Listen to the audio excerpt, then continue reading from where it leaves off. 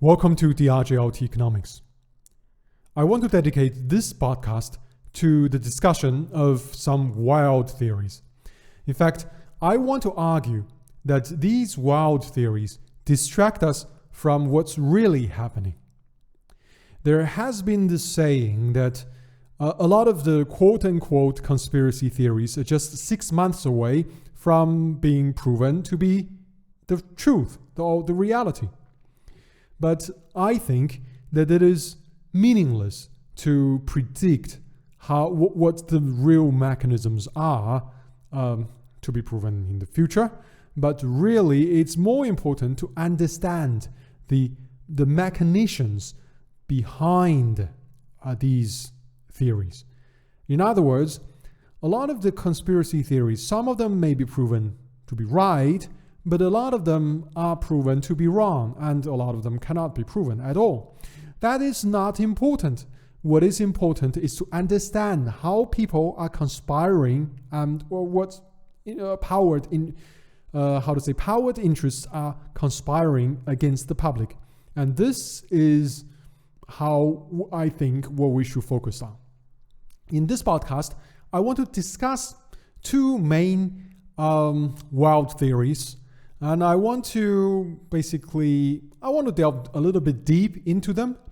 But then in step number 2, so this podcast will be developed in 2 steps, right? The second step, I want to point to 3 very simple mechanisms or machinations that people always prioritize one over the next. And that is how these conspiracies take place. The theories are not important. We need to understand how people conspire.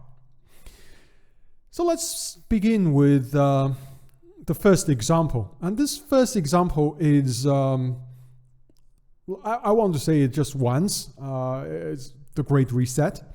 I will not mention this word again in this podcast because I think it's not very healthy for the audience to hear too much about it. And of course, it's not good for the AI to hear too much about this. But the goal, my understanding of their goal, of the goal of the organization and the followers of this organization is very simple. Their goal is to improve the competitiveness of the West by basically eroding away some of the social systems that basically make the West less competitive vis-a-vis the developing countries, primarily China. What they want to do is to create a society that has fewer rights, weaker ownership, and lower wages. That's very simple. And I think this almost is their stated goal because they did mention a lot of things like, for example, you will not own a lot of things, and that you will be eating certain foods that are of lower cost, right? So I think this is what they really think. But at the same time, they want to say things like green, right? They want to say energy. All these, in my judgment, those are only excuses. We must not think, I don't think it's healthy to go so far into the rabbit hole and start suggesting that the organization that has proposed this program really wants to use this program in order to achieve their green ideals. They have no green ideals. Their ideal is money and power, and what's standing between them and forever being in control of money and power is the development of the developing countries.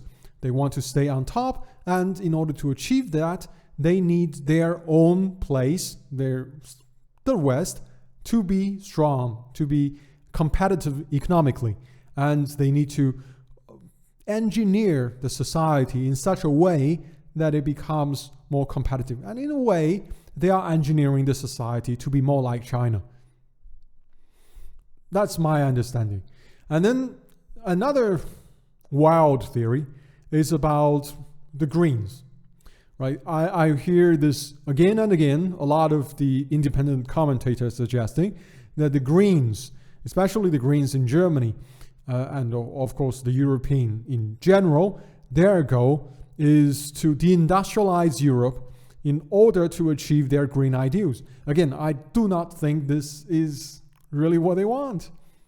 I think the Greens, some of them actually do want to achieve green ideals, but they don't want to do it by deindustrialization. That's deindustrialization is taking place is a mistake. It's a consequence of their erroneous policies. But they cannot admit it because I think the first lesson of politics is that you never admit your mistake. If you see a politician admits his or her mistake, it must be because he or she is trying to cover up a bigger misdeed, right? I've just watched a movie. It's not the first time I watched it, but because I like to watch some movies when I take lunch. So yeah, I watched a movie, and this one stars, I think, probably Seth Rogen. I'm not entirely sure the guy's name, with the Charlize Theron. And what they were in that film, this obviously is just a very cheap entertainment. It's not reality. In politics, you never admit your mistakes. So the politicians cannot admit their mistakes, and that is why it seems that the Greens want to deindustrialize. Well, they are probably in behind doors. They are probably panicking right now. They are thinking that if Germany or Europe is really deindustrialized, they will not have the utopia because they so wish for, because there will not be the economic resources, the financial resources for them to achieve that goal. So I don't think that is really what they want. And I would say, by the same token, the zero virus policy is basically the same thing. It is not that people really want to go down this road. It is that changing the direction takes a lot of courage, political will, and political skills that are not always present at the same time. And I've dedicated a podcast previously on this issue, so I'm not going to expand on it too much. So these are two examples about wild theories and why I think those are actually missing the mark. Why widely and widely or widely, I don't know. And that is also why I think it is so damaging, because a lot of people focus on these wild theories and they get distracted and don't look at what's really the very simple mechanisms or machinations behind the doors. I think really this is step number 2 of this podcast, right? My general view here is that politics has not changed much. It is the same plain old politics.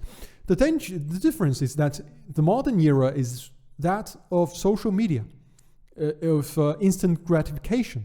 It is much more personal, and in my opinion, more toxic.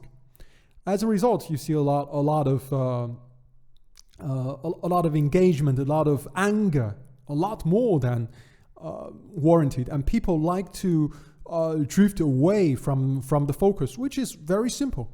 And by the way, this is a slight digression, and I'm from China, right? And I hear a lot of people say this expression. So they want to say this way: is the water deep in this era, or is it water deep in that era?